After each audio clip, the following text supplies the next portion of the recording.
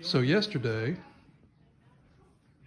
one of the three little bears here came to let me know that the ice maker was not working.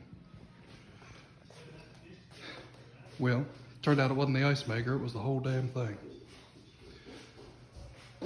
So,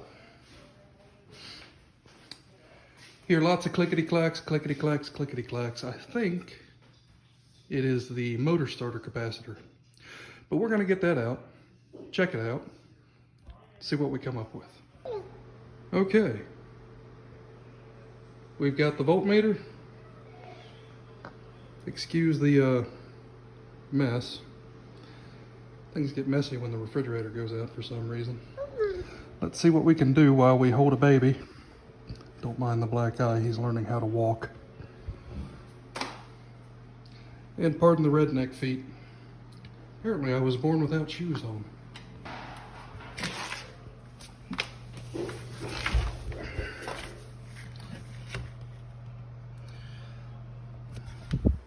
Unplugged for safety.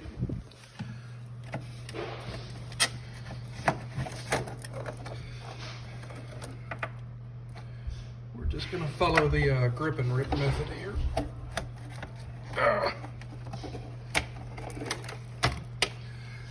Alrighty.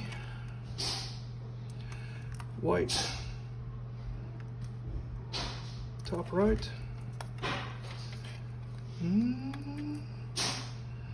Resistor set. Catty corner to it. HS81. The meter here, that'll be an heirloom piece. Boy, they'll have it long after I'm alive. I'm taking it with me. Huh? Well, there's your problem.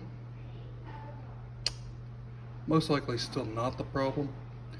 I've flipped it and reversed it, and it does show some sweep in resistance, but we're gonna replace it anyway. I've got a new to us refrigerator scheduled to be picked up tomorrow, so if this doesn't work, oh well.